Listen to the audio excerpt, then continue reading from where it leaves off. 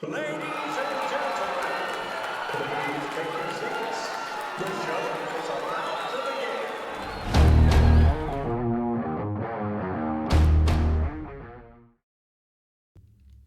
Hey guys, welcome back to another episode of the Kinda Opinionated podcast. If you didn't know, I'm your host, Luke Sharon, and I'm kind of opinionated. Today we have a very special guest, Miss Laura Tennyson.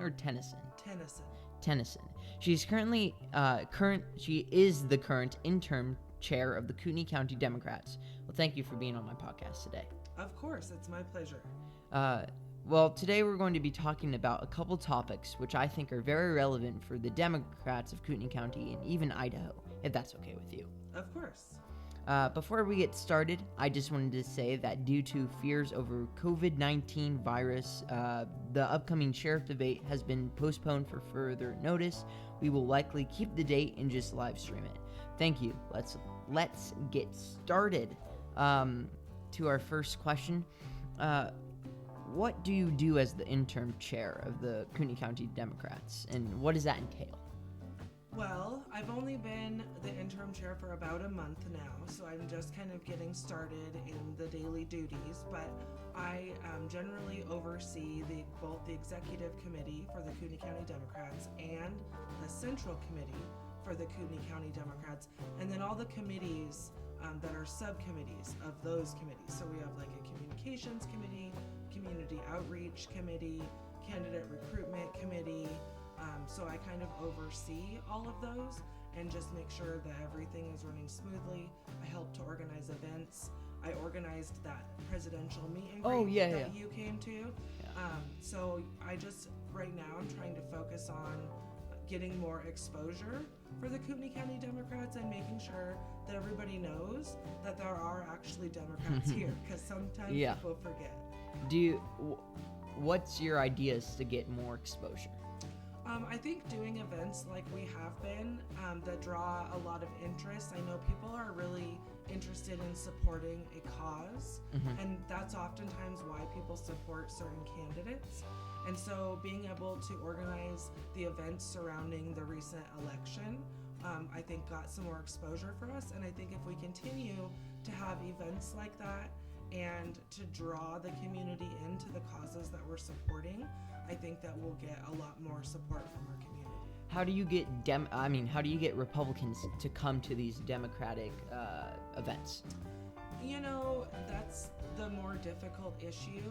Obviously, we are talking about partisan politics here. Yeah. And so Republicans are not likely to come to Democratic events, but what we're really focusing on is catering to the independent voters. Because I think it's something like 40% of Kootenai County is registered as independent.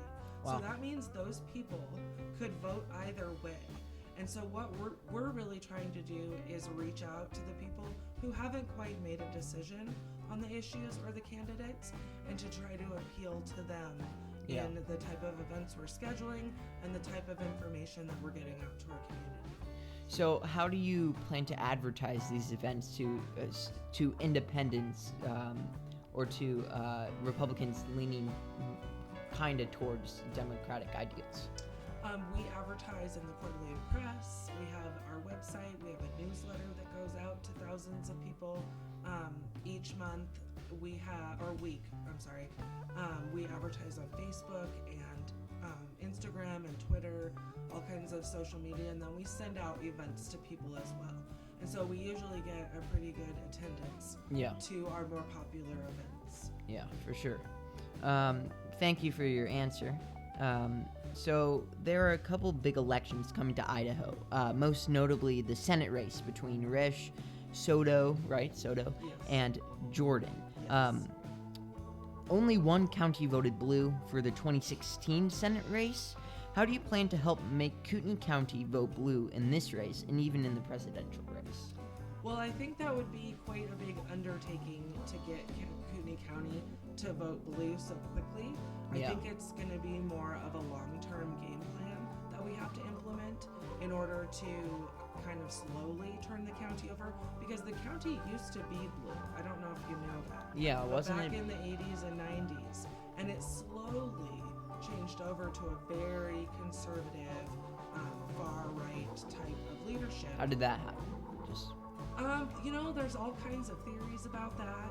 Some theories are just that a lot of Democrats moved away and the Republicans didn't necessarily have anyone opposing them, so they just kind of moved a little bit further and further and further right. Now, that's not to say that there haven't always been Democrats here, because there have, definitely.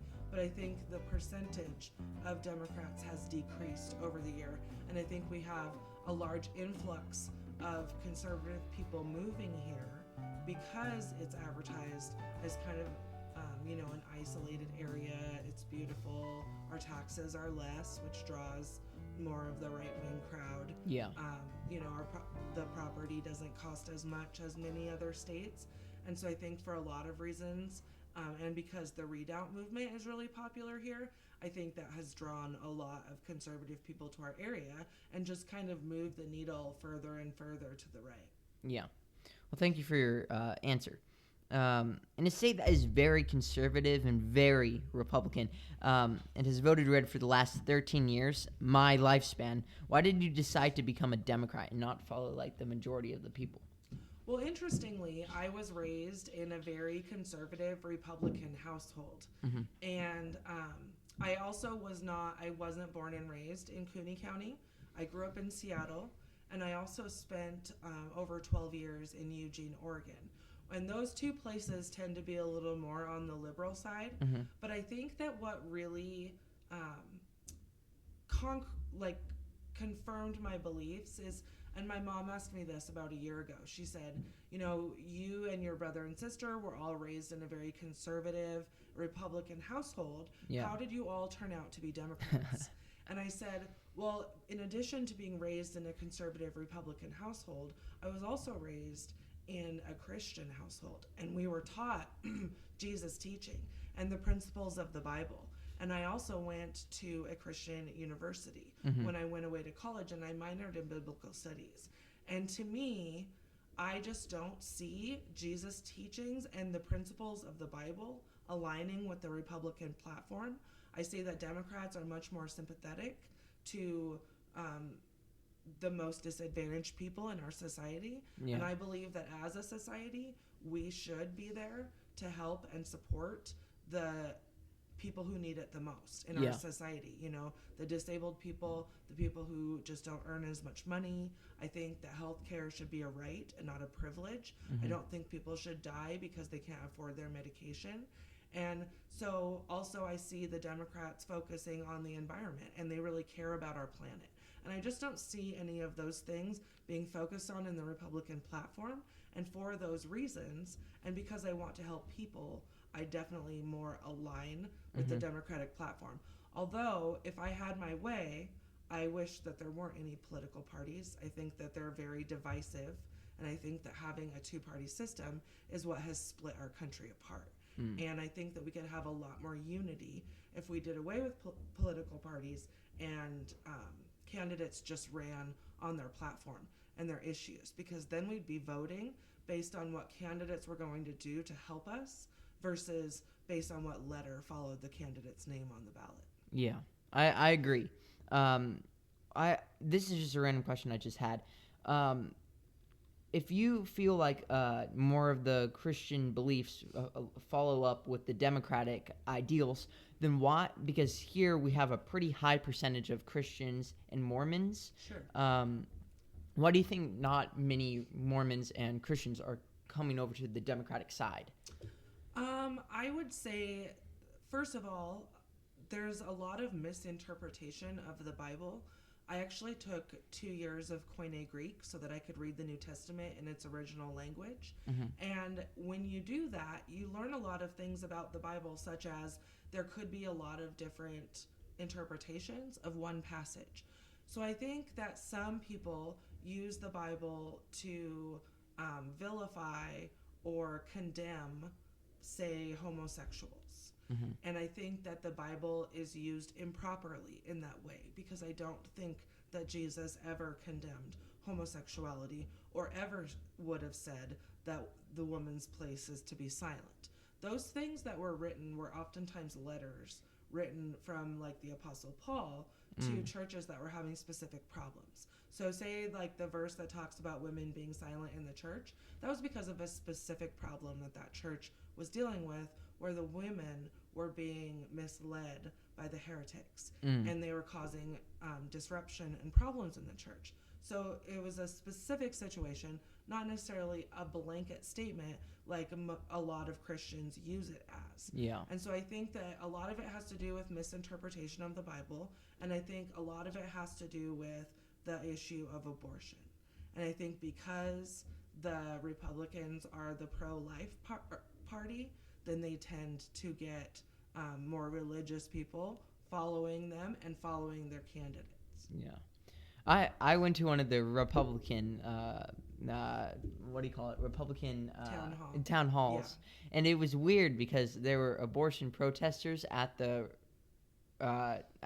town hall, which they were in favor of it, and they said it multiple times on how much they hated abortion, and they were protesting outside not to do. It was weird. It was really weird, but I thought that was kind of ironic.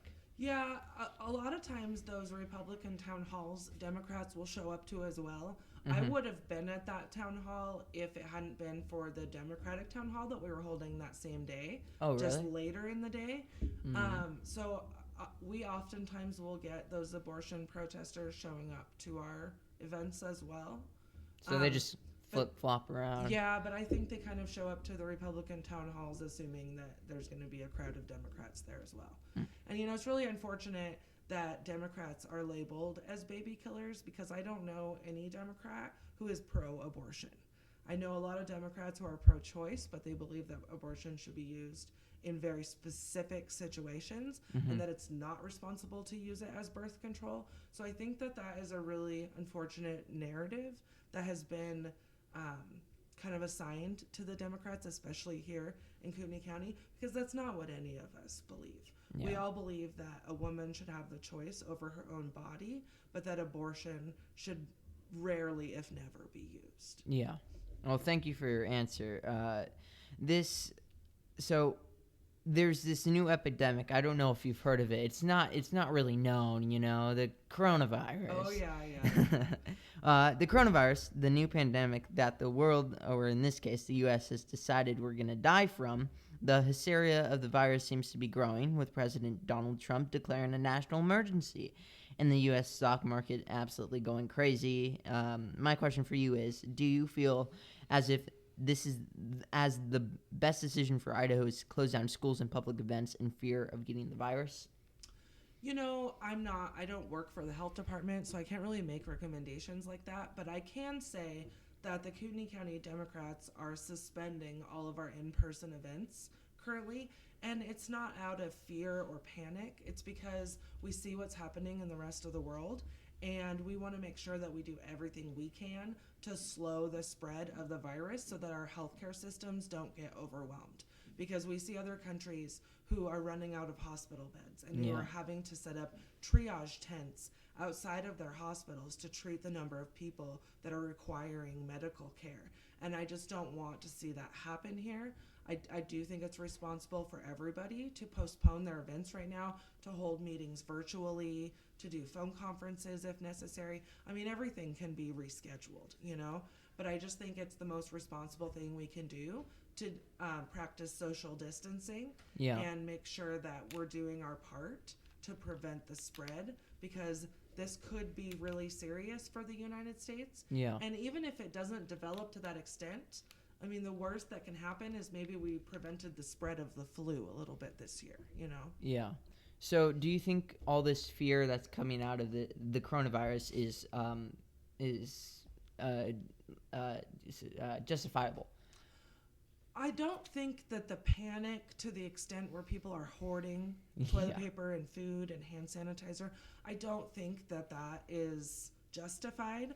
Although I will say that COVID-19 is a serious virus. Yeah. And part of the reason why is because it just appeared. We haven't had time to develop vaccinations or treatments. It has a much higher rate of contagion than the flu does, and it has a much higher death rate.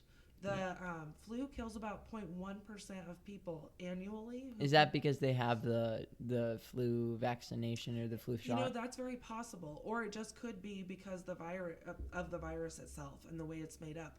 But I know that 10 times more people are dying from COVID-19 than they are of the flu. So the flu, the death rate is 0.1%, and COVID-19 is more close to 1%. And so we just have to be really careful, especially because the elderly people and people with pre-existing health conditions are most at risk.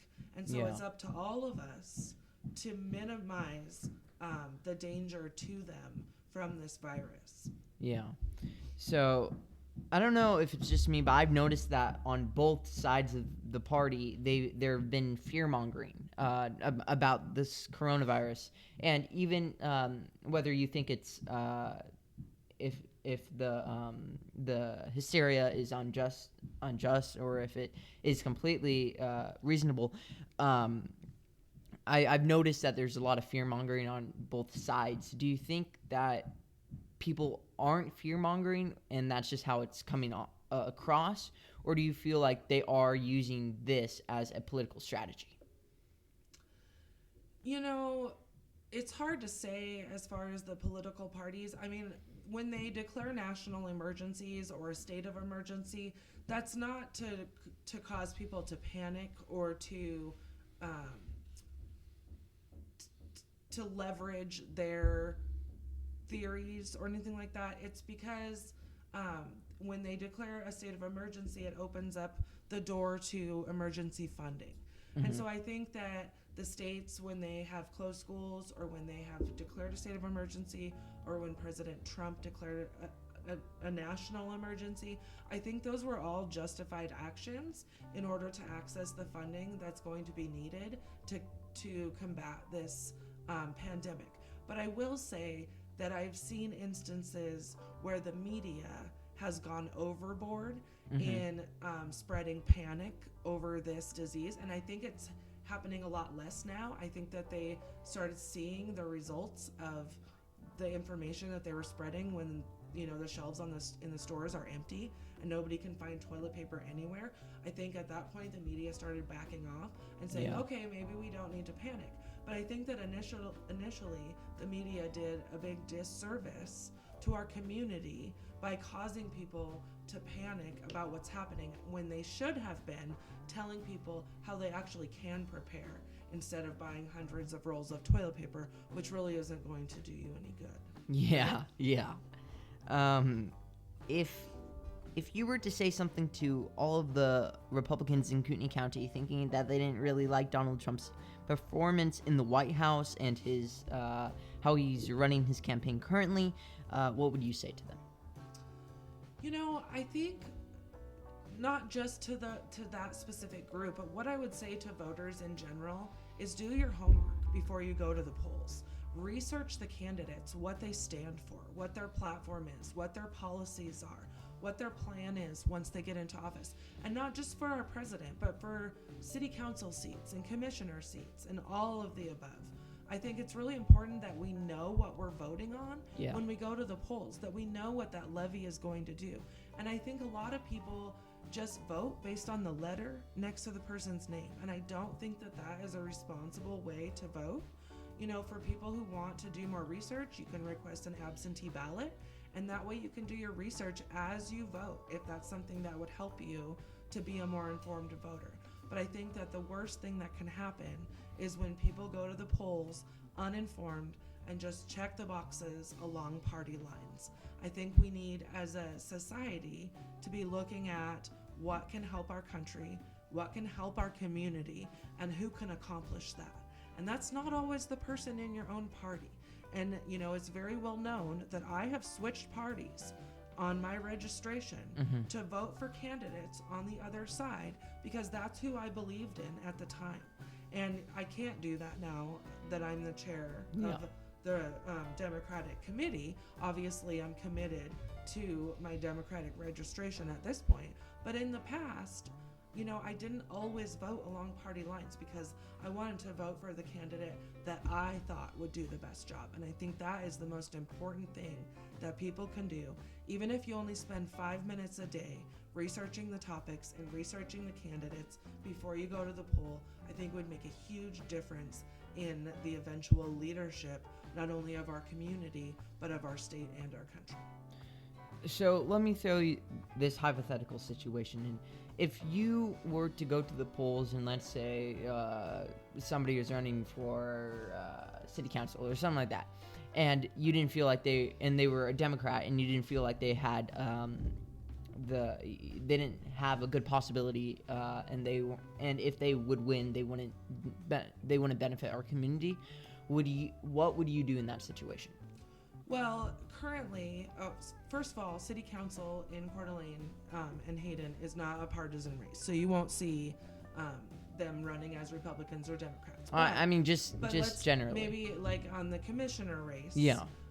Right now, all 3 commissioners that are running are Republicans, and there are definitely 1 or 2 of them that I would vote for in a heartbeat because I think that they do what is right for our community, that their voting record is solid, that they've always made decisions in the best interest of our citizens here in Kootenai County, and I would support them in a heartbeat, regardless of what their political party is. Yeah. Thank you for your answer. Okay, so now this is the most important question, okay? This question will determine if Idaho will ever, or if they do vote blue. There's clearly one dominant flavor of Pop-Tarts that collectively, many thousands of millions of people have all agreed that this flavor is the best Pop-Tart. What is that flavor?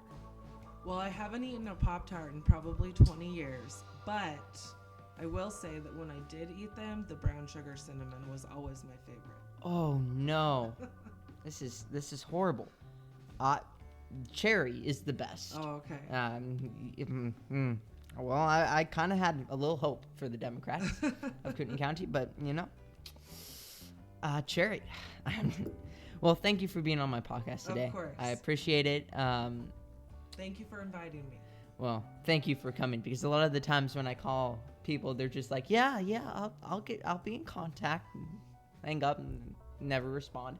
Happened a couple times. Oh yeah, it happens. Yeah. Well, I just wanted to say thank you, because some people don't want to go on. So thank you for listening to the Kinda Opinionated podcast. Tune in whenever I post another one. And until next time, goodbye.